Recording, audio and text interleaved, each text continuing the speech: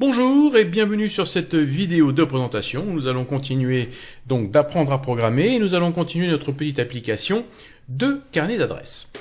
Alors, donc nous avons fait notre objet personne et comme vous pouvez le voir ici, j'ai donc rajouté quelques propriétés supplémentaires, adresse, ville, code postal et numéro de téléphone.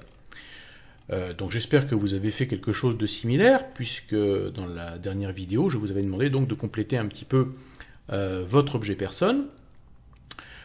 Donc j'espère que vous avez fait vos devoirs. Donc maintenant, eh bien, qu'allons-nous faire? Eh bien, ce n'est pas le tout d'avoir fait un objet personne, il va falloir maintenant afficher la liste de ces personnes, qui va donc être notre carnet d'adresses.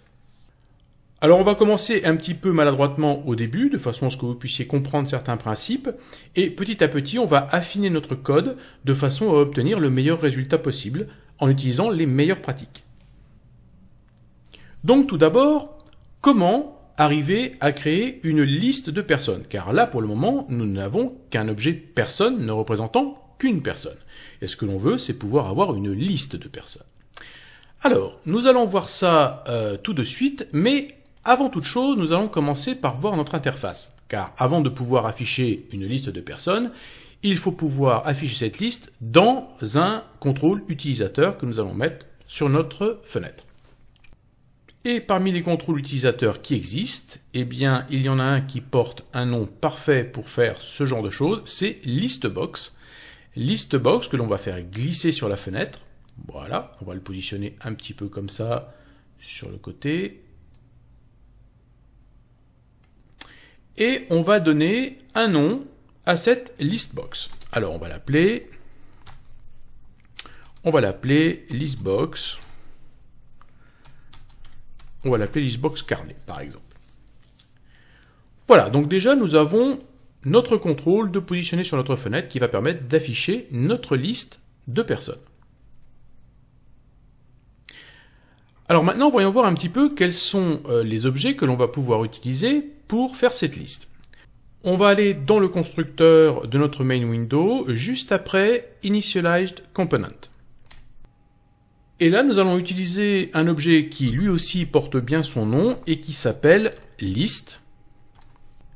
Et il va falloir préciser une liste de quoi? Car vous pouvez mettre dans une liste beaucoup de choses, beaucoup d'objets différents. Alors on ne va pas utiliser notre objet personne pour le moment. On va faire une liste de chaînes de caractères, donc de string. Donc vous voyez qu'ici, j'ai donc mis le mot list, qui représente donc notre objet list, et entre un supérieur à et un inférieur à, le mot string, qui représente donc le type de chaîne de caractères. Ensuite, je vais donner un nom à cet objet, comme on l'a fait jusqu'à présent, et je vais l'appeler list contact, par exemple. Et je vais maintenant créer cet objet, parce que là, ici, je viens de le définir, je viens de dire, bon bien, voilà, je veux faire donc une liste de chaînes de caractères que je vais appeler liste contact, et maintenant, je vais créer cet objet dans la mémoire, en utilisant le mot-clé new que l'on a déjà vu, et je vais donc dire, je veux une nouvelle liste de chaînes de caractères, et je vais mettre un point virgule, en n'oubliant pas les deux parenthèses à la fin, pour montrer que pour le moment, eh bien, cette liste est vide. Puisqu'on vient de la créer, elle est vide, il n'y a rien dedans. Voilà, donc notre objet liste est créé. Et c'est un objet qui ne peut contenir que des chaînes de caractères. Donc maintenant, eh bien, il faut bien sûr aller mettre quelque chose dans cette liste. Alors comment faire? Vous allez voir, c'est très simple. On utilise donc le nom de notre objet, liste contact, et on va utiliser la méthode add, qui permet donc d'ajouter des éléments dans notre liste. Alors, je vais ouvrir une parenthèse, et vous voyez qu'il attend donc une chaîne de caractères, puisque je lui ai bien précisé que c'était une liste uniquement de chaînes de caractères, donc je vais ouvrir un guillemet, et je vais dire par exemple, eh bien, Pierre Durand, donc ça en fait déjà un, et puis je vais en rajouter quelques-uns supplémentaires. On va rajouter un Paul Dupont.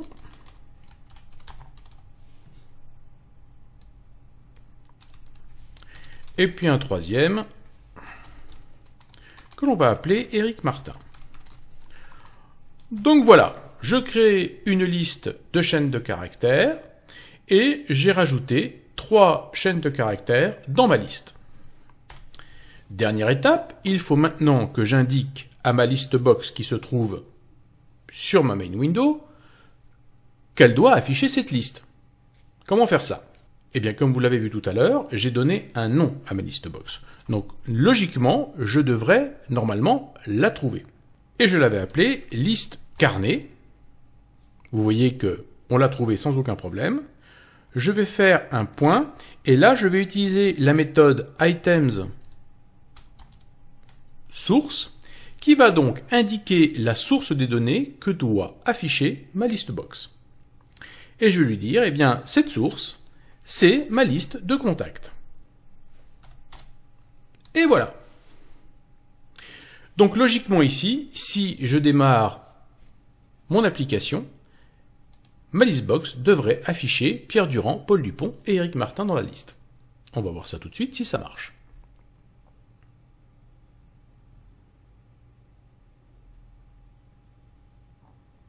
Et vous voyez que sans aucun problème, la liste s'affiche. Donc, très simple. Bien, maintenant, voyons un petit peu plus loin en faisant non plus une liste de chaînes de caractères, mais une liste de notre objet personne. Donc, au lieu de mettre string ici, nous allons indiquer que nous voulons une liste de notre objet personne. Alors, qu'est-ce qui se passe quand on fait ça? Eh bien, comme vous pouvez le remarquer, immédiatement, Visual Studio se plaint en disant « Mais là, ce n'est pas une chaîne de caractères qu'il faut mettre, c'est un objet personne. » Alors, si vous vous souvenez, on avait mis un constructeur dans notre objet personne qui nous permettait de mettre directement, au moment de la création de l'objet, le nom et le prénom de la personne. Donc, on va le faire ici en direct. C'est-à-dire que je vais faire ici new, personne. Je vais ouvrir une parenthèse et vous voyez qu'ici, on me propose, comme attendu, le nom et le prénom que j'avais mis dans mon constructeur. Donc, ici, je vais un petit peu inverser puisque j'avais mis Pierre Durand, donc on va mettre ici Durand pour le nom, Pierre ici pour le prénom.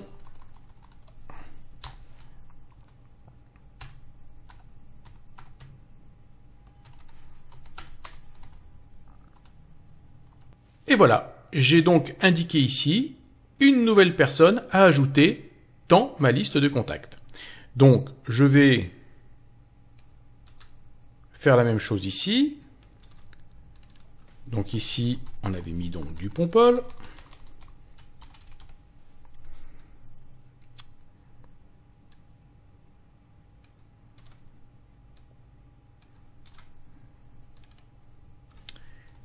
Et Martin Éric. Bien. Maintenant, voyons ce que ça donne si je relance mon application.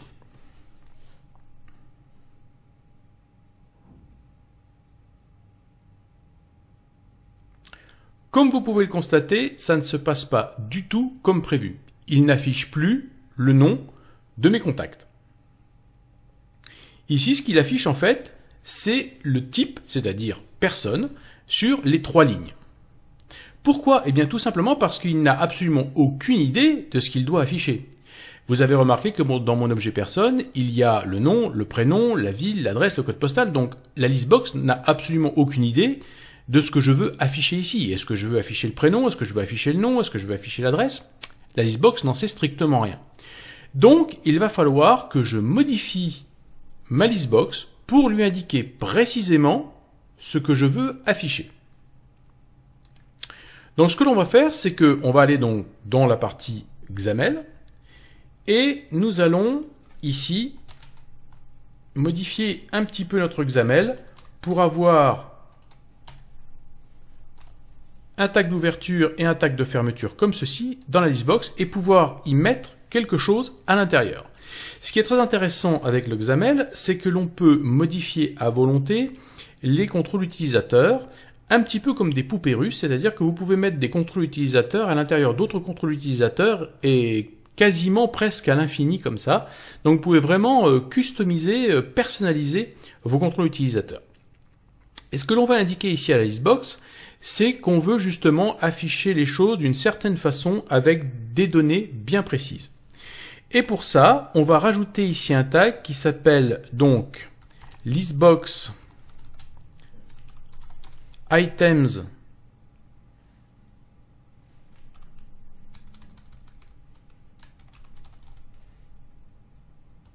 item template. Et nous allons mettre dedans ce qu'on appelle un data template pour indiquer qu'ici, en fait, on va lier les données à notre listbox. Et dans ce data template, ce que l'on va mettre, c'est un autre contrôle que l'on appelle un text block. Un text block qui permet, on l'a déjà vu, d'afficher du texte. Et que va contenir ce texte? Et c'est là où c'est intéressant, c'est que l'on va faire ce que l'on appelle un binding, c'est-à-dire que l'on va lier précisément les données avec notre text block pour lui dire, eh bien, tu vas afficher précisément ceci et rien d'autre. Et pour faire ça, on fait une accolade, on dit qu'on veut faire un binding, et là, je vais pouvoir indiquer la propriété que je veux afficher. Par exemple, je vais dire que je veux afficher le nom de la personne. Voilà. Donc vous voyez, c'est relativement simple. On a simplement customisé, personnalisé un petit peu notre listbox pour lui dire, voilà, je veux afficher précisément des données de mon objet. Attention de bien respecter majuscules et minuscules, sinon ça ne fonctionnera pas correctement. Relançons notre application et voyons ce que ça donne.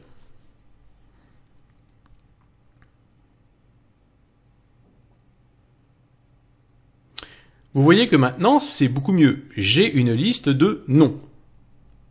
Alors, comment faire maintenant pour aller y ajouter les prénoms? C'est relativement simple, sauf que l'on va utiliser un petit élément supplémentaire. Il y a un autre élément qui permet de bien organiser son interface, ça s'appelle le stack panel. Le stack panel est très intéressant parce qu'il permet en fait d'empiler des contrôles utilisateurs les uns derrière les autres. Un petit peu comme on le ferait sur Tetris par exemple avec des blocs. Et on peut lui indiquer dans quel sens on veut empiler ces contrôles utilisateurs, soit dans le sens horizontal, soit dans le sens vertical. Dans le sens vertical, c'est du haut vers le bas, et dans le sens horizontal, c'est de gauche vers la droite. Donc ici, ce que je veux, c'est un alignement horizontal, puisque je veux le nom, puis le prénom juste derrière. Donc je vais dire que je veux une orientation horizontale, et je vais mettre mon text block à l'intérieur. Vous allez voir que si je relance ici l'application, on ne va voir aucun changement. Ça va s'afficher exactement de la même façon. Mais par contre, ce qui va changer, c'est que maintenant, je vais mettre un autre text block et que je vais dire que je veux derrière le prénom. Alors, voyons voir à quoi ça ressemble. Vous allez voir que ça ne va pas être encore tout à fait ça, mais on va se rapprocher du résultat qu'on veut. Vous voyez que maintenant on a le nom et le prénom, mais ils sont collés l'un à l'autre. Donc ici, une autre chose que l'on peut utiliser en XAML, c'est les marges. On peut faire des marges sur quasiment tous les contrôles. Et ici, ce que je veux, c'est que mon prénom soit un petit peu plus loin que simplement collé au nom. Donc je vais utiliser ici margin, et je vais par exemple mettre 3 ou 5 de marge à gauche. Le deuxième paramètre, c'est la marge du haut, donc là 0. Le troisième paramètre, c'est la marge de droite, donc là je ne veux pas particulièrement de marge à droite. Et le quatrième paramètre, c'est la marge d'en bas, et je mets à 0. Donc je veux juste que la marge soit de 3 à gauche. Et si, donc maintenant, je lance mon application,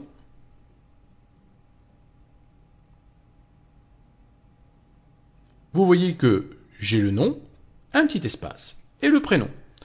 Donc là, j'ai vraiment réussi à personnaliser mon interface pour avoir très précisément ce que je veux. Et là, bien sûr, rien ne m'empêche de rajouter la ville, le code postal, de mettre autant de textbox que je veux avec un petit espace devant. Par exemple, si je voulais mettre le nom en gras et le prénom en simple, eh bien je mettrais simplement font weight et bold. Et vous allez voir que maintenant, eh bien, je vais avoir le nom en gras et le prénom normal.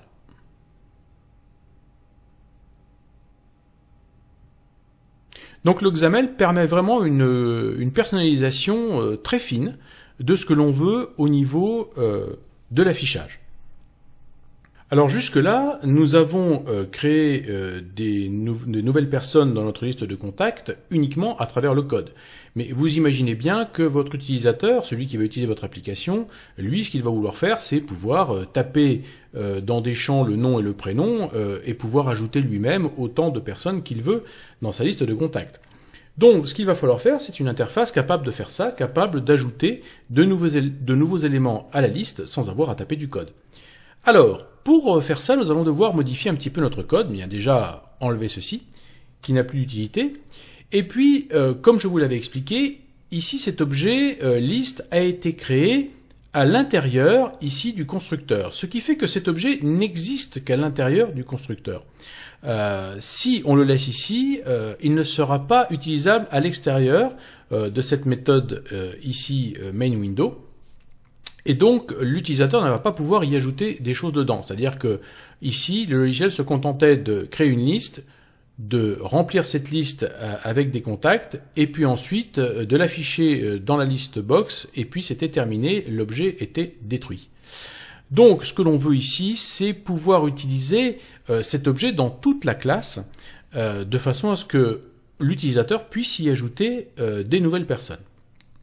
Alors, on va déplacer cette ligne ici, et on va la mettre donc au niveau de la classe et non plus au niveau de la méthode.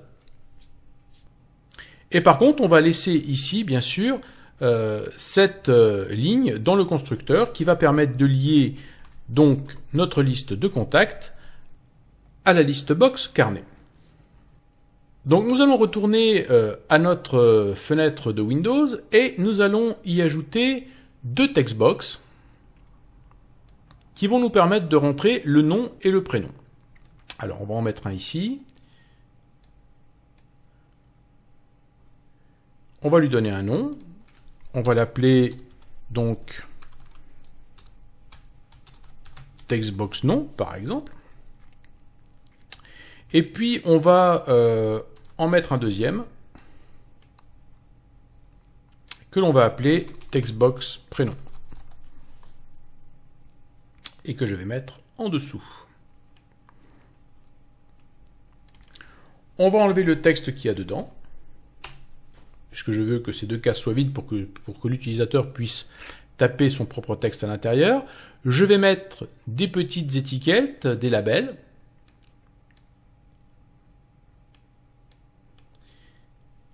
De façon à ce que l'utilisateur comprenne ce qu'il doit taper. Donc ici, ce sera le nom. Et puis là, ce sera le prénom.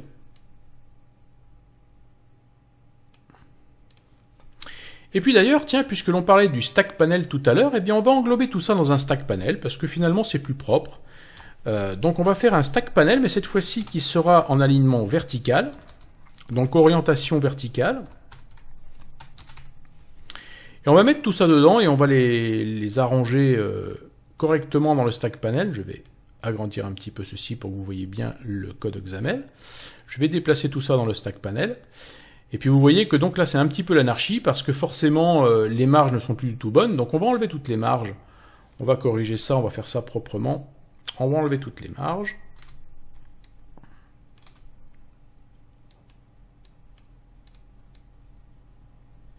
Voilà.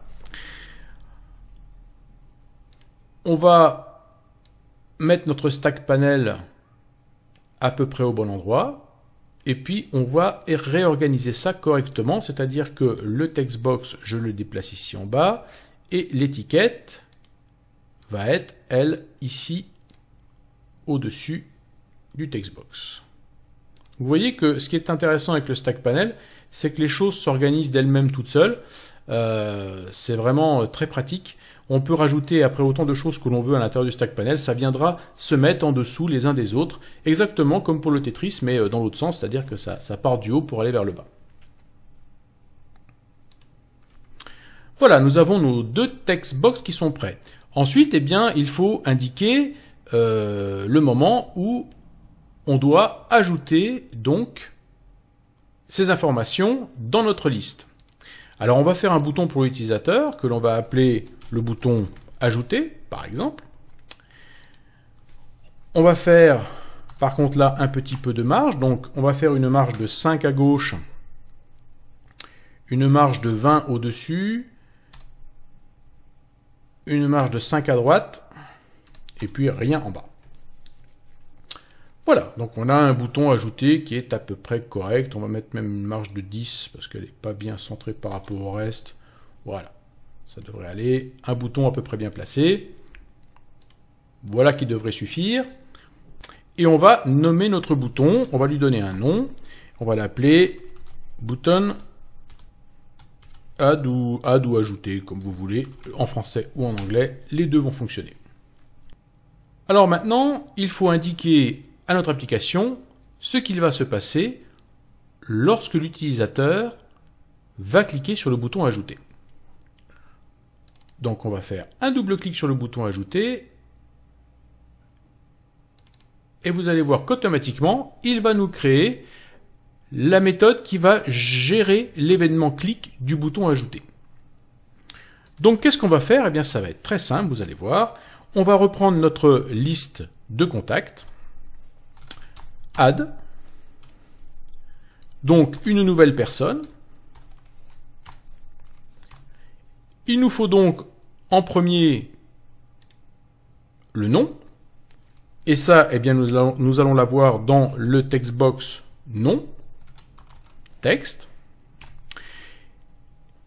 et nous devons avoir le prénom que nous allons avoir dans le textbox prénom, texte.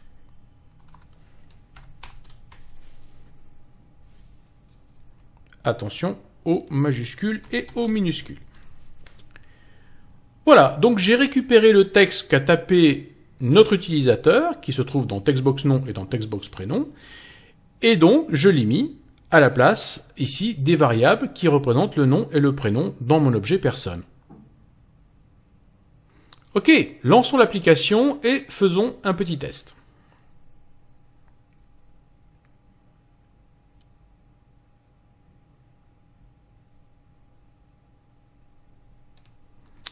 Donc, je vais taper Eric Martin et je vais cliquer sur le bouton Ajouter. Et vous voyez qu'il ne se passe rien. On ne voit rien ici dans la liste. Pourquoi ça? Eh bien, tout simplement parce que à aucun moment, en fait, notre liste de contacts n'a averti la listbox qu'il y avait eu un changement dans cette liste. Il n'y a pas d'événement qui avertit le contrôle utilisateur listbox qu'il y a eu un changement dans ma liste.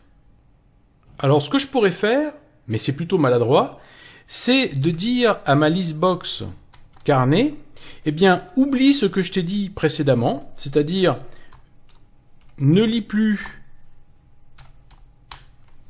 ta source à ma liste de contacts.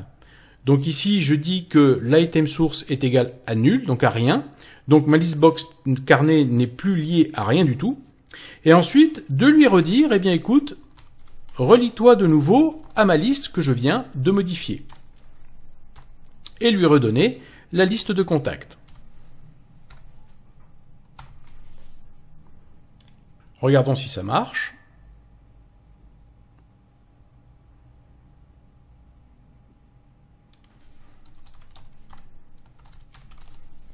Je clique sur Ajouter. Et là, vous voyez que maintenant, j'ai bien le prénom et le nom qui s'affichent. Alors, bien sûr, ça, c'est pas la bonne façon de faire. Il y a de bien meilleures façons de faire cela. Mais c'est pour vous montrer qu'ici, il y a une relation entre votre liste de données, que ce soit une personne ou n'importe quel autre type de données, et votre contrôle utilisateur. Le contrôle utilisateur doit être averti par un événement que vous avez fait des changements dans vos données pour les afficher. votre contrôle utilisateur, la listbox en l'occurrence ici, n'est pas en train d'écouter ce qui se passe dans vos données. Elle n'est pas en permanence en train de surveiller vos données pour savoir s'il y a eu des changements ou pas. Donc si vous ne l'avertissez pas, la listbox considère toujours que votre liste est toujours telle que vous lui avez donnée au départ, quels que soient les changements que vous faites. C'est pour ça qu'ici, on est obligé de lui dire, eh bien, annule tout et recommence pour m'afficher de nouvelles listes. Seulement ça, ce n'est pas la bonne méthode que je viens de vous montrer là, parce que s'il y avait, par exemple, plusieurs milliers de contacts, ça serait très très gourmand déjà en mémoire, puisque ça obligerait la mémoire à se vider, à se remplir, enfin beaucoup de transactions, et en plus, au niveau de l'affichage, ce serait pas terrible. Donc ça, ce n'est pas la bonne méthode. Donc la question c'est, existe-t-il un objet capable de créer des événements qui vont avertir ma listbox, eh bien, qu'il y a eu des changements dans ma liste, dans ma collection? Eh bien oui, cet objet existe, et nous allons le voir tout de suite, mais avant, je vais rajouter ici un espace de nom, qui est système, collection, object model. Et l'objet que nous allons voir maintenant et qui va remplacer notre objet liste, c'est Observable Collection. Et vous voyez que comme son nom l'indique, c'est une collection qui est observable. C'est-à-dire que l'on va pouvoir savoir s'il y a eu une modification dans ma liste, dans ma collection. Donc du coup, je n'ai plus besoin de ces deux lignes ici. Et nous allons lancer notre application pour tester.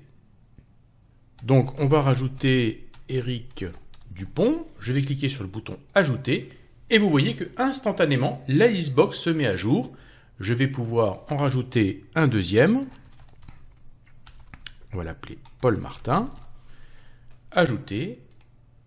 Et vous voyez que ça se fait sans problème. Pourquoi? Parce que maintenant, cette Observable Collection a des événements qui vont avertir la listbox qu'il y a eu un changement dans la liste. Et donc la listbox va se mettre automatiquement à jour. Par contre, et ça nous le verrons plus tard, si je devais par exemple modifier ici Eric Dupont, eh bien par contre, ma listbox ne serait pas avertie que j'ai fait une modification. Pour le moment, tout ce que fait Observable Collection ici, c'est avertir d'un changement, c'est-à-dire d'un ajout ou d'une suppression d'un élément dans la liste. Mais ça n'avertit pas d'une modification du contenu de mon objet personne. Pour cela, il va falloir que je rajoute des événements à mon objet personne qui va avertir également la listbox qu'il y a eu une modification d'un nom. Mais ça, nous le verrons plus tard lorsque nous verrons les interfaces et les implémentations des interfaces. Il existe de multiples types de collections, de listes, de tableaux que nous verrons dans les différents projets que nous ferons. Chacune de ces collections ou listes ont une particularité spécifique qui permet donc de répondre à certains besoins. C'est le cas de l'Observable Collection qui est certainement l'une des collections les plus utilisées grâce à ce système qui permet donc d'avoir des événements qui avertissent l'interface utilisateur qu'il y a eu des changements. Donc dans la prochaine vidéo, nous allons pousser un petit peu plus loin encore l'interface de notre carnet d'adresses, puisque ce que nous allons faire, c'est changer notre contrôle utilisateur. Nous allons plutôt utiliser un autre contrôle utilisateur que la listbox qui permettra de faire beaucoup plus de choses que la listbox, entre autres de pouvoir éditer un élément ou de pouvoir supprimer un élément. Voilà, j'espère que vous avez aimé cette vidéo et je vous dis à très bientôt pour d'autres vidéos.